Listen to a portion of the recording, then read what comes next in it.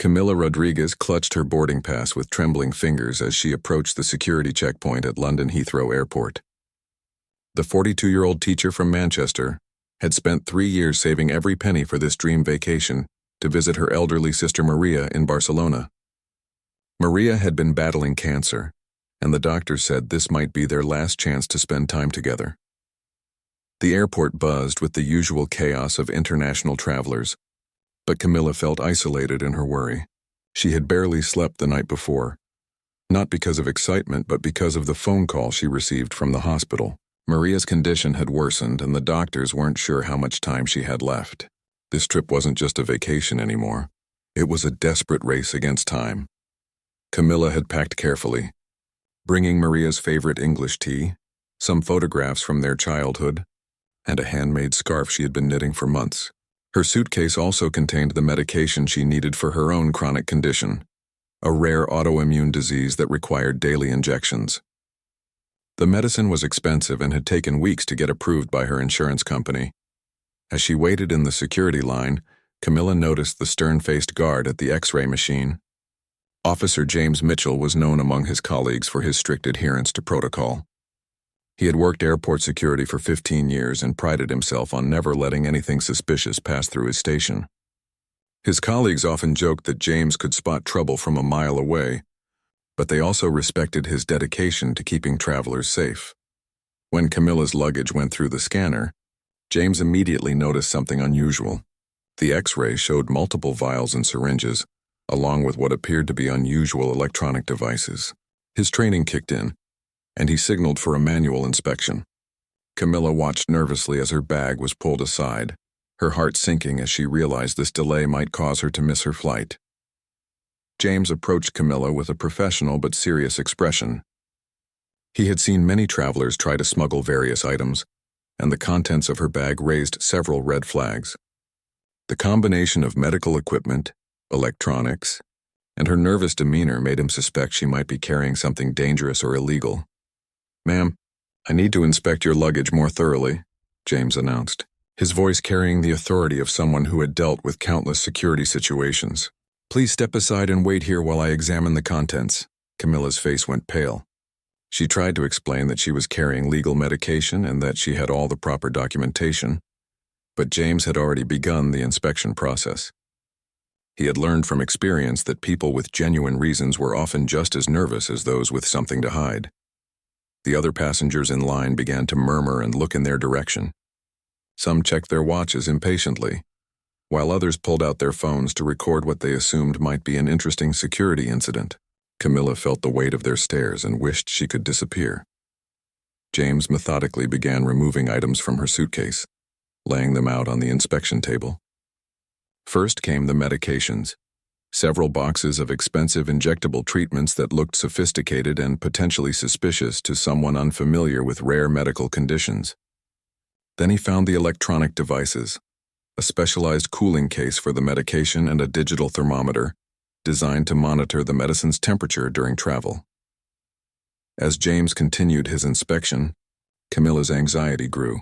She knew she had done everything correctly, but the guard's serious expression and methodical approach made her question whether she had somehow made a mistake. The airport's announcement system crackled overhead, calling for final boarding for her flight to Barcelona. "That's my flight," Camilla said desperately, pointing toward the departure gate. "Please, I have all the documentation for my medication. My sister is very sick and I need to get to her." James barely looked up from his inspection. He had heard similar stories countless times, and while some were genuine, others were elaborate cover stories for illegal activities. His job was to verify everything thoroughly regardless of the passenger's personal circumstances. The inspection table now displayed the full contents of Camilla's carefully packed suitcase. Besides the medical supplies, there were the gifts for Maria, the tea, photographs, and the lovingly crafted scarf. There were also some unusual items that James found concerning: a small toolkit for maintaining her medication equipment, backup batteries for the cooling system, and detailed medical instructions written in both English and Spanish. James picked up one of the medication vials and examined it closely. The label was legitimate, but he wasn't familiar with the specific drug name. The packaging looked professional, but in his experience, Sophisticated criminals often use convincing fake medications as cover for smuggling operations. I'm going to need to call a supervisor and possibly a medical expert to verify these items, James announced, reaching for his radio. This is going to take some time. Camilla felt her world crashing down around her. She could hear the final boarding announcement for her flight echoing through the terminal. Tears began to form in her eyes as she realized she might not make it to Barcelona in time. The money she had saved for this trip was non-refundable, and there might not be another opportunity to see Maria before it was too late. Other passengers continued to stare and whisper, some expressing sympathy while others showed impatience at the delay. A few business travelers loudly complained about missing their connections, adding to Camilla's embarrassment and stress. As James waited for his supervisor to arrive, he noticed Camilla's genuine distress. Something about her reaction seemed different from the usual angry or defensive responses he encountered from people trying to hide something. Her tears appeared authentic, and her explanation, while unusual, had a ring of truth to it. However, his training and experience had taught him to be suspicious of emotional displays. Some of the most dangerous individuals he had encountered had been skilled at manipulating emotions to avoid detection. He couldn't afford to let his guard down, especially with such unusual items in her possession. Supervisor Sarah Williams arrived at the security checkpoint within minutes of James's call. She was a veteran of airport security, with over 20 years of experience, and had seen every type of smuggling attempt imaginable. Sarah had earned a reputation for being thorough but fair, and her colleagues trusted her judgment in difficult situations. As Sarah approached the inspection table, she could see the tension in both James and Camilla. The display of medical equipment looked sophisticated and expensive, which immediately caught her attention. In her experience, smugglers often used medical equipment as cover because it was less likely to be questioned by security personnel. "What do we have here, James?" Sarah asked, pulling on latex gloves to examine the items more closely. James explained his concerns about the unusual combination of medications, electronic equipment, and Camilla's nervous behavior. He pointed out that the passenger claimed to be traveling for a family emergency, which was a common cover story used by people attempting to smuggle items. Sarah picked up one of the medication vials and read the label carefully. The drug name was complex and unfamiliar, but the packaging appeared legitimate. She noticed that all the medications were prescribed to Camilla Rodriguez, and that the prescription dates were recent. However, the sheer quantity of medication seemed excessive for a short trip. Meanwhile, Camilla watched helplessly as her departure time passed. The gate for her Barcelona flight was now showing closed on the departure board. She felt a crushing sense of defeat as she realized she had missed her chance to see Maria. The money she had saved for 3 years was gone, and there was no guarantee she could afford another ticket. "Please," Camilla said, her voice breaking, "I can explain everything. I have a rare autoimmune condition called Behçet's disease. These medications are for my treatment, and I need to keep them refrigerated. The electronic devices are cooling systems to maintain the proper temperature during travel." Sarah had never heard of Behçet's disease, which made her more suspicious. In her experience, criminals often used obscure medical conditions as cover stories because they were difficult for security personnel to verify quickly. She decided to call the airport's medical consultant to get a professional opinion. Dr. Amanda Foster was the airport's on-call medical consultant, responsible for verifying questionable medical items and prescriptions. She arrived at the security checkpoint 20 minutes later, by which time Camilla was quietly sobbing in a nearby chair. The stress of the situation, combined with missing her flight, had overwhelmed her completely. Dr. Foster examined the medications with professional interest. She was familiar with Behçet's disease and recognized several of the drugs commonly used to treat the condition. The prescription labels appeared genuine, and the dosages were consistent with standard treatment protocols. However, she noticed something that concerned her. "These medications are very expensive," Dr. Foster observed, "and some of them are typically administered in a clinical setting rather than self-administered. It's unusual for a patient to be traveling with such a large quantity." James felt vindicated by the doctor's observation. His instincts had been correct to flag this as suspicious. Sarah, however, was beginning to have doubts about their approach. Something about Camilla's distress seemed genuine, and the medical evidence was supporting her story. Camilla overheard Dr. Foster's comments and realized she needed to provide more explanation. Through her tears, she explained that she was participating in a clinical trial for a new treatment protocol that required her to maintain a strict medication schedule even while traveling. She had permission from her doctor to self-administer the treatments and had been doing so successfully for 6 months. "I have all the documentation," Camilla said desperately, reaching for her purse. "My doctor gave me letters explaining my condition and the clinical trial. I also have contact information for the research hospital if you need to verify anything." Dr. Foster accepted the paperwork and began reading through the medical documentation.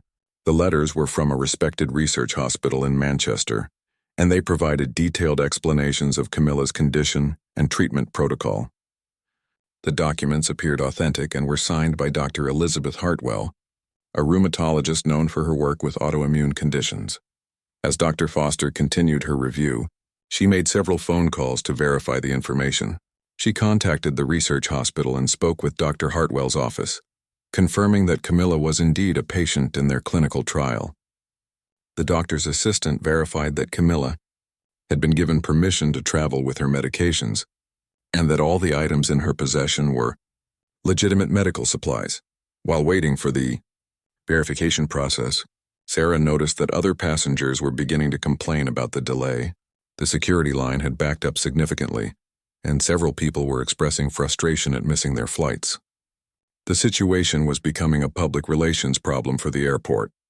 James remained convinced that something wasn't right about the situation.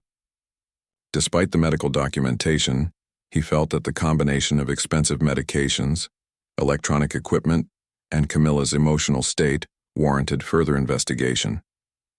He suggested that they conduct a more thorough search of her belongings and possibly question her further. About her travel plans, Sarah was torn between supporting her colleagues' thorough approach and the growing evidence that Camilla was a legitimate passenger who had been unfairly detained. The medical verification seemed to support Camilla's story, but James's instincts had saved the airport from security breaches in the past. Dr. Foster completed her calls and returned to the group with a thoughtful expression. She had spoken with 3 different people at the research hospital, and all had confirmed Camilla's story. The medications were legitimate, the treatment protocol was real, and Camilla had been properly authorized to travel with the medical supplies. "Based on my investigation," Dr. Foster announced, "I believe this passenger is legitimate. The medications are properly prescribed, the documentation is authentic, and her story has been verified by the prescribing physician's office." Camilla felt a wave of relief wash over her, but it was quickly replaced by the devastating realization that it was too late. Her flight had departed over an hour ago, and there were no other flights to Barcelona that day. Even if she could book another flight, it would cost money she didn't have, and Maria might not have much time left. James looked frustrated by the doctor's conclusion. He had been certain that something suspicious was happening, and he struggled to accept that his instincts had been wrong. His colleagues had always praised his ability to detect potential threats, and this situation made him question his judgment. Sarah recognized the difficulty of the situation. While it appeared that they had been overly cautious, she knew that James had been following proper security protocols. The combination of unusual items and nervous behavior had legitimately warranted investigation, even though it had ultimately proven unnecessary. The terminal seemed to buzz around Camilla as she sat in the plastic chair, staring at the departure board that confirmed her worst fears. Flight BA 485 to Barcelona showed departed in cold digital letters. 3 years of saving, planning, and hoping had disappeared in a matter of hours. The weight of the situation crashed down on her like a physical blow. Sarah Williams felt the heavy responsibility of the moment. She had been in airport security long enough to know that mistakes happened, but this situation felt different. A woman had potentially missed her last chance to see her dying sister because of their security procedures. The professional side of her knew they had followed protocol, but the human side felt deeply troubled. "Mrs. Rodriguez," Sarah said gently, approaching Camilla's chair. "I understand you've missed your flight. Let me see what we can do to help you get to Barcelona." Camilla looked up with red, swollen eyes. The hope that flickered briefly was quickly extinguished by reality. "I used all my savings for that ticket," she said quietly. "The travel insurance won't cover this because it wasn't a medical emergency on my part. I don't have money for another flight." James stood nearby, watching the interaction with growing discomfort. His certainty about the suspicious nature of Camilla's luggage had completely evaporated, replaced by a gnawing sense that he had made a terrible mistake. The confident security officer, who prided himself on never missing a threat, now questioned everything he thought he knew about reading people and situations. Dr. Foster began repacking Camilla's medications with careful attention to maintaining the proper temperature. She had dealt with many medical travel situations, but few had touched her as deeply as this one. The dedication required to manage such a complex medical condition while trying to care for a sick family member demonstrated remarkable strength. "Your sister," Dr. Foster said softly as she worked. "What type of cancer is she fighting?" Camilla's voice was barely a whisper. "Pancreatic cancer. Stage 4. The doctor said she probably has weeks, maybe a month if she's lucky. She's been asking for me to come, but I couldn't afford the trip until now. She doesn't even know I was coming today. I wanted to surprise her." The words hung in the air like a physical presence. Sarah felt her chest tighten as she imagined her own sister in a similar situation. James turned away, unable to face the pain he had inadvertently caused. Dr. Foster paused in her packing, struck by the cruel irony of the situation. Sarah made a decision that went against standard protocol. "Wait here," she told Camilla. "Don't move. I'm going to make some calls." She walked quickly to the security office, her mind racing through possibilities. The airport had procedures for handling situations where security delays caused passengers to miss flights, but those usually involved compensation rather than rebooking. What they needed was something more creative, more human. Her first call was to the airline's customer service manager at Heathrow. British Airways had a reputation for excellent customer service, and Sarah hoped they might make an exception for such unusual circumstances. She explained the situation in detail, emphasizing the medical emergency aspect and the fact that the delay was caused by legitimate security procedures. The customer service manager, Linda Thompson, listened carefully to Sarah's explanation.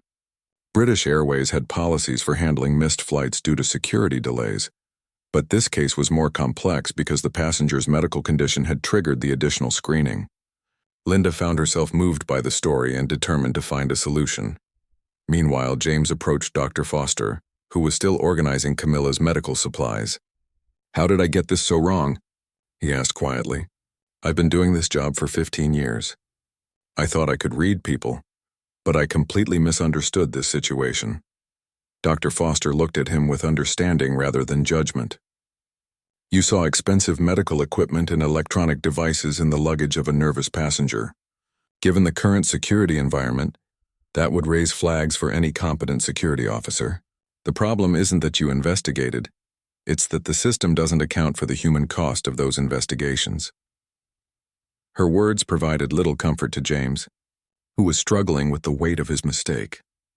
He had always taken pride in protecting travelers, but now he had potentially prevented a dying woman from seeing her sister one last time. The irony was crushing. Sarah returned from her phone calls with a cautiously optimistic expression. "Linda Thompson from British Airways is looking into options," she reported. "They have a flight to Barcelona tomorrow morning, and she's checking to see if they can accommodate you at no charge given the circumstances."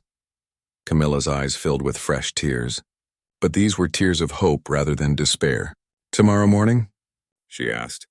"Do you think that might work? Maria is still in the hospital, so at least I would know where to find her." The possibility of a solution energized everyone involved. Sarah continued making calls, this time to her supervisor to explain the situation and get approval for any accommodations the airport might be able to provide. Dr. Foster offered to write a formal letter explaining Camilla's medical condition to prevent future travel problems. James found himself in an unfamiliar position. Throughout his career, he had been the one who caught problems and protected people. Now he wanted desperately to help fix a problem he had caused, but he wasn't sure what he could do. His training had prepared him to detect threats, not to heal the damage caused by overzealous security measures. "Is there anything I can do?" James asked Sarah when she finished her latest phone call. "I feel responsible for this mess, and I want to help make it right." Sarah considered his offer. James was an excellent security officer, but he was also a human being who had made an understandable mistake. Perhaps there was a way for him to be part of the solution, rather than just the cause of the problem. Linda Thompson called back with news. British Airways had reviewed the case and decided to offer Camilla a complimentary seat on the next day's flight to Barcelona. The airline recognized that the security delay, while legitimate, had caused extraordinary circumstances that warranted exceptional customer service. The news brought the first genuine smile to Camilla's face since arriving at the airport. She would lose a day, but she would still get to see Maria. The relief was overwhelming, and she found herself thanking everyone repeatedly through her tears of gratitude. However, a new problem emerged. Camilla had given up her hotel room in Manchester, expecting to be in Barcelona that evening. She had no place to stay overnight, and her limited finances couldn't cover an unexpected hotel expense. The solution to one problem had revealed another challenge that needed to be addressed. The accommodation problem hung over the group like a dark cloud, threatening to rain on their small victory. Camilla sat clutching her new boarding pass for the morning flight, grateful beyond words but still facing the practical challenge of where to spend the night. Her budget had been carefully calculated for the original trip, with no room for unexpected expenses. James watched Camilla's face as the reality of her situation sank in. The momentary joy of getting a new flight was being overshadowed by the prospect of spending the night in the airport or finding money she didn't have for a hotel. His sense of responsibility for her predicament grew stronger with each passing moment. There has to be something we can do, James said to Sarah. The airport must have provisions for situations like this. Sarah shook her head slowly. We have agreements with hotels for crew layovers and weather delays, but not for security-related missed flights. The liability issues are too complex.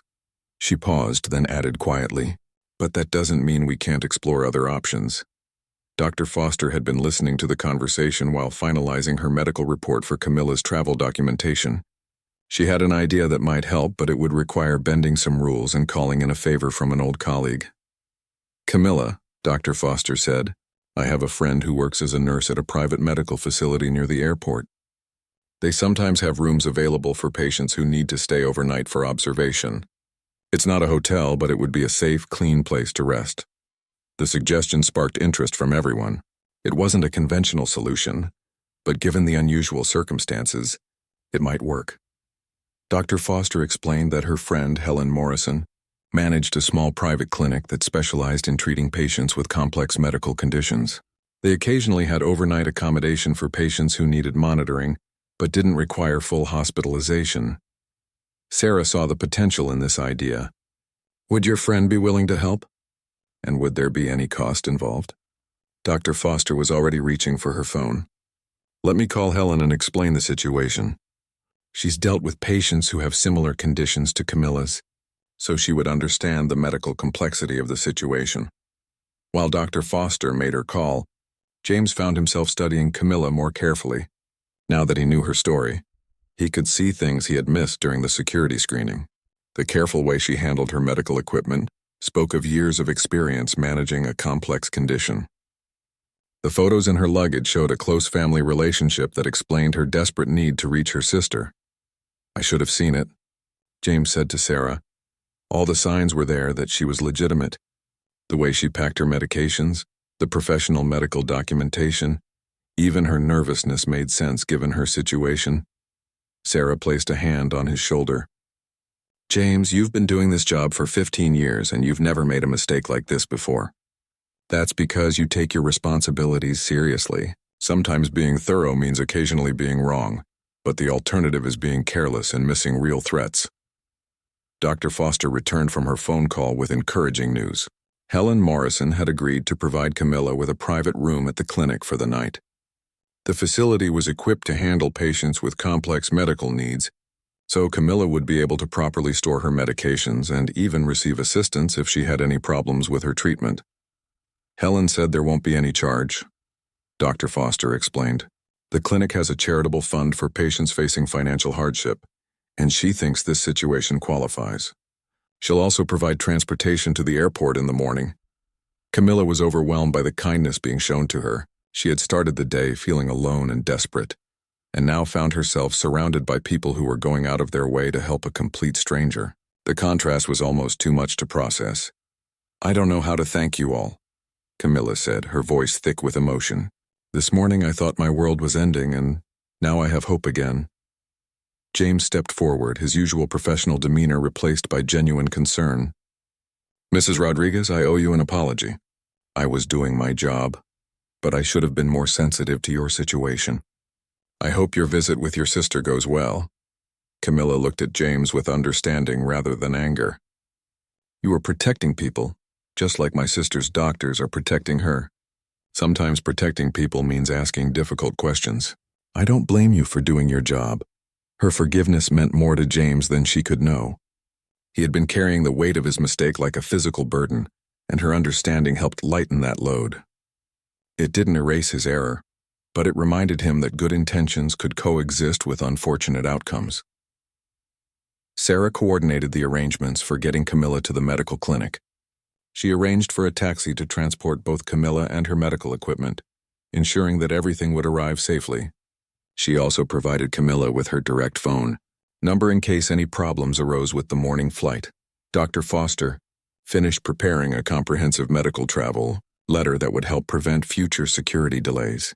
The document explained Camilla's condition in detail, listed all her medications, and provided contact information for her treating physicians.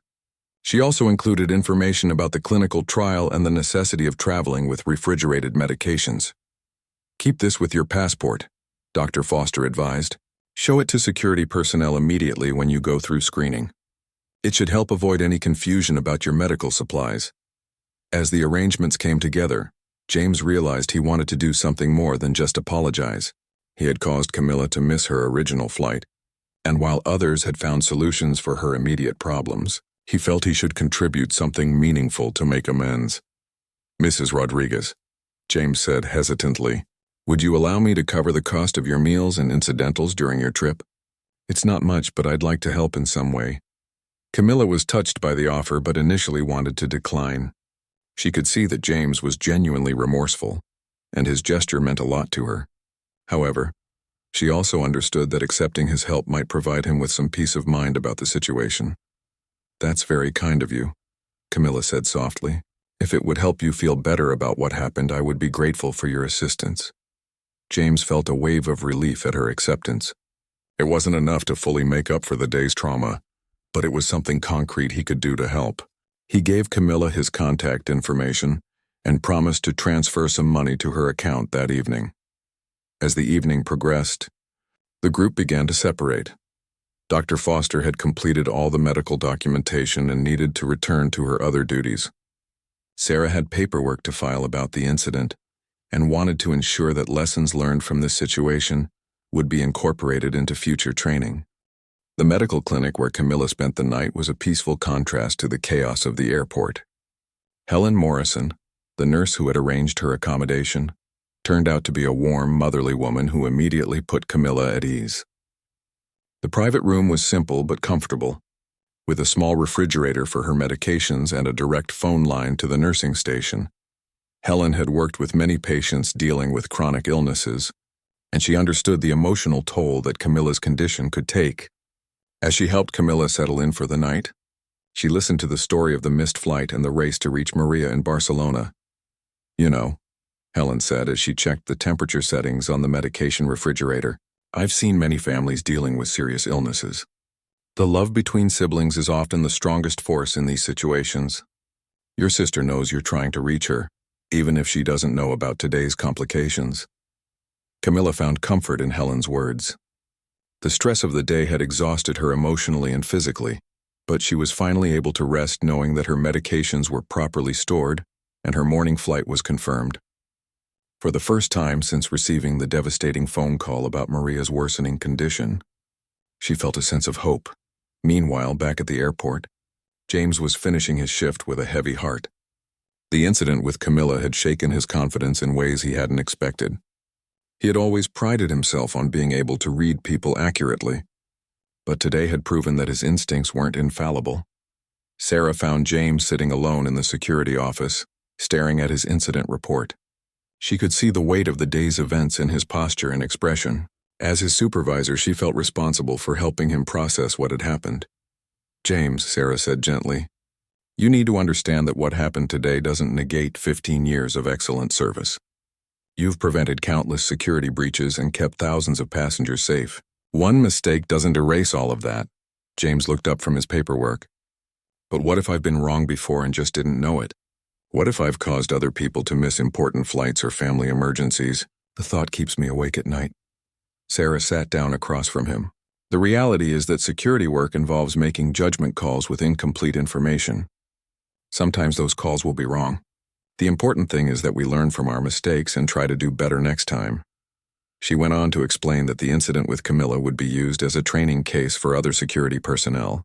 The goal wasn't to blame anyone, but to help officers recognize the signs of legitimate medical travelers and handle such situations with greater sensitivity. The next morning arrived with gray, London skies and the promise of resolution. Camilla woke early, feeling more rested than she had in weeks. Helen had checked on her several times during the night, ensuring that her medications were properly maintained and that she was comfortable. Your taxi to the airport will be here in 30 minutes, Helen informed her over breakfast. I've prepared a letter explaining your overnight stay, just in case anyone questions the gap in your travel timeline. Camilla was touched by the thoughtfulness. Helen had treated her not just as a patient in need, but as a fellow human being facing a difficult situation. The kindness of strangers over the past day had restored some of her faith in humanity. At the airport, James had arrived early for his shift, hoping to see Camilla before her departure. He wanted to personally ensure that her second attempt to reach Barcelona went smoothly.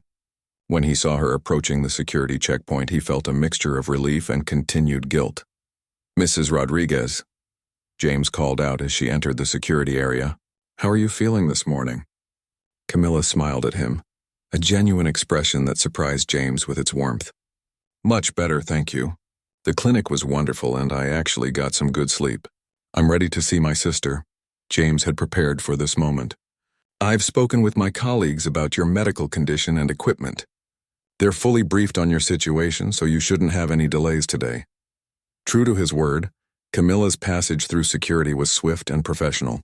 The officers who screened her luggage were thorough but efficient, clearly having been educated about her specific medical needs. Her medications and equipment passed through without incident, and she was at her gate with plenty of time to spare. Dr. Foster appeared at the gate just before boarding began. She had wanted to ensure that all of Camilla's medical documentation was in order, and to wish her well on her journey. I received a call from your sister's hospital this morning, Dr. Foster said quietly. I took the liberty of speaking with her medical team about your visit. They're expecting you and have arranged for you to have extended visiting hours given the circumstances. Camilla felt tears forming in her eyes again, but these were tears of gratitude rather than despair. The care and attention that so many people had shown her over the past day was overwhelming. She had never experienced such kindness from strangers. As boarding began, Camilla gathered her belongings and prepared to finally begin her journey to Barcelona. The flight attendant who checked her boarding pass noticed her emotional state and quietly asked if everything was all right. I'm going to see my sister, Camilla explained simply. She's very sick and I almost didn't make it. The flight attendant, trained to recognize passengers dealing with family emergencies, made a note to check on Camilla during the flight. British Airways had a reputation for taking care of passengers in difficult situations, and this case clearly warranted special attention. James watched from the terminal as Camilla's plane taxied away from the gate. He felt a sense of closure seeing her finally on her way to Barcelona, but he also carried a new understanding of the human cost of security procedures. The experience had changed him in ways he was still processing. Sarah joined him at the window as the plane lifted off into the cloudy London sky. She's going to make it, Sarah said simply. Thanks to a lot of people working together to fix a difficult situation. James nodded, but his expression remained thoughtful. I keep thinking about how close we came to permanently separating two sisters who might never see each other again. It makes me wonder how we can do our jobs better while still being human. The question would stay with James for months to come, ultimately leading him to become an advocate for enhanced training in recognizing legitimate medical travelers. Camilla's case became a turning point not just for him personally, but for the entire security team's approach to handling passengers with complex medical needs. The flight to Barcelona felt both endless and too short for Camilla. She spent the 2-hour journey staring out the window, watching the English countryside give way to the Pyrenees Mountains, then finally to the Mediterranean coast. Her mind raced between excitement at finally reaching Maria and fear about what she might find when she arrived at the hospital. The flight attendant, Maria Santos, had indeed kept an eye on Camilla throughout the journey. She brought her extra tissues when she noticed her quiet tears and offered her a complimentary meal service. Sensing that the passenger was dealing with more than typical travel stress, "We'll be landing in Barcelona in 15 minutes, Maria Santos informed Camilla gently. "Is someone meeting you at the airport?" Camilla shook her head. She had planned to take public transportation to the hospital, wanting to surprise Maria with her visit. Now, after all the delays and complications, she just wanted to get there as quickly as possible. The flight attendant made a quick decision. "Let me arrange for priority disembarkation and help you with ground transportation. Sometimes we can expedite things for passengers with family emergencies." As the plane touched down at Barcelona El Prat Airport, Camilla felt a mixture of relief and anticipation. She was finally here, finally just kilometers away from Maria. The Mediterranean sunshine streaming through the aircraft window seemed like a good omen after the gray London morning. True to her word, Maria Santos ensured that Camilla was among the first passengers to disembark.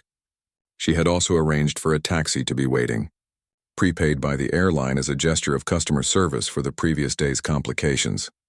"Hospital Del Mar, please," Camilla told the taxi driver in her carefully practiced Spanish. "It's urgent. My sister is very sick." The driver, Carlos Mendez, was a father of 4 who had spent 15 years driving tourists and locals around Barcelona. Something in Camilla's voice touched him, and he understood immediately that this wasn't a routine airport pickup. "Don't worry, señora," Carlos said kindly. "I know the fastest route to the hospital. We'll have you there in 20 minutes. During the drive through Barcelona's bustling streets, Camilla called the hospital to let them know she was finally arriving. The nurse who answered the phone was the same one Dr. Foster had spoken with the previous day, and she immediately recognized Camilla's name. "Your sister has been asking about you," the nurse, Carmen Ruiz, told her. "She seems to know that you're coming, even though we haven't said anything. Sometimes patients have a special sense about these things." The news filled Camilla with both hope and urgency. Maria's intuition had always been strong, even as children. If she sensed that Camilla was coming, perhaps it meant she was holding on, waiting for their reunion. Hospital Del Mar appeared ahead, its modern glass facade gleaming in the afternoon sun. Camilla paid the taxi driver, including a generous tip from the money James had transferred to her account the previous evening. Carlos refused the extra money at first, but Camilla insisted, explaining that it had been a gift from someone who wanted to help. "Then I will accept it," Carlos said with understanding, "but I will use it to help the next person who needs it. This is how kindness travels through the world." Camilla hurried through the hospital's automatic doors, her medical equipment bag slung over her shoulder. The reception desk directed her to the oncology ward on the 4th floor, where Maria had been a patient for the past 3 weeks. Carmen Ruiz was waiting for her at the nurses' station. She was a veteran oncology nurse who had seen thousands of family reunions, both joyful and heartbreaking. Something about Camilla's journey had touched all the staff, and they were invested in making this meeting as smooth as possible. "She's in room 423, Carmen said softly. "She's sleeping right now, but she's been more alert today than she has been in weeks. The doctors think she was waiting for something important."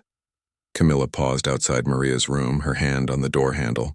Through the small window, she could see her sister's familiar profile, thinner than she remembered, but unmistakably Maria. The sight brought back a flood of childhood memories, shared secrets, late-night conversations, and the unbreakable bond between sisters. Taking a deep breath, Camilla quietly opened the door and stepped inside. Maria was indeed sleeping, but her breathing seemed more peaceful than the labored breathing Camilla had expected. The afternoon sunlight streaming through the window created a gentle glow around her sister's face. Camilla set down her bag and approached the bed carefully. She took Maria's hand, which felt fragile but warm. At the touch, Maria's eyes fluttered open, and for a moment she seemed confused about where she was. "Camilla," Maria whispered, her voice weak but filled with wonder. "Is it really you? I thought I was dreaming." "It's me, Maria," Camilla said, tears streaming down her face. I'm here. I'm finally here. Maria squeezed her sister's hand with surprising strength. I knew you were coming. I could feel it. Yesterday I told the nurses that my sister would be here soon, and they thought the medication was making me confused. The sisters spent the next hour simply being together, sharing the kind of comfortable silence that only comes from decades of deep connection. Camilla told Maria about her journey, leaving out the traumatic details but explaining why she was a day later than originally planned. So many people helped me get here, Camilla said. Strangers who had no reason to care about us went out of their way to make sure I could see you. Maria smiled, her eyes brighter than they had been in weeks. That doesn't surprise me. You always brought out the best in people, even when we were children. Remember how you made friends with everyone in our neighborhood? They talked about their childhood, their parents, and the life they had shared before illness and distance separated them. Maria seemed to gain energy from Camilla's presence, sitting up in bed and eating her first full meal in days. Dr. Patricia Vega, Maria's oncologist, stopped by during evening rounds and was amazed by the change in her patient.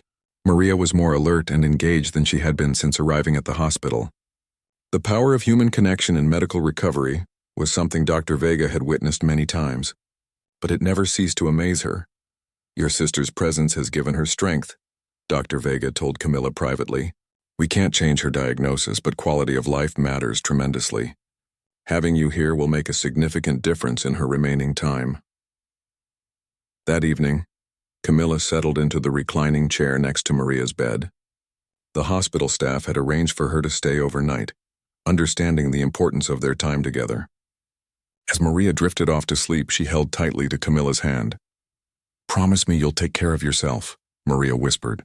Your medical condition is important too. Don't neglect your health while you're here, Camilla promised, thinking about all the people who had helped her reach this moment. James, Sarah, Dr. Foster, Helen, and so many others had played a part in making this reunion possible. Their kindness had created a chain of events that led to this peaceful evening in a Barcelona hospital room. 3 days later, back in London, James received a text message from Camilla. It was a photo of two sisters sitting together in a hospital garden, both smiling despite the circumstances. The accompanying message was simple. Thank you for helping me get here. We have been blessed with precious time together. James showed the photo to Sarah, who smiled at the image of the sisters. Sometimes our mistakes lead to the most important lessons, Sarah said. This case has already changed how our entire team approaches medical travelers. The incident with Camilla had indeed become a turning point for airport security procedures. James had worked with Dr. Foster and the training department to develop new protocols for handling passengers with complex medical conditions. The goal was to maintain security while treating travelers with greater sensitivity and understanding. Maria passed away peacefully 6 weeks later, with Camilla at her side. The time they had been able to spend together, made possible by the kindness of strangers and the determination to make things right, had been a gift beyond measure. Their story became a reminder that sometimes the most important journeys are not just about reaching a destination, but about the people who help us get there.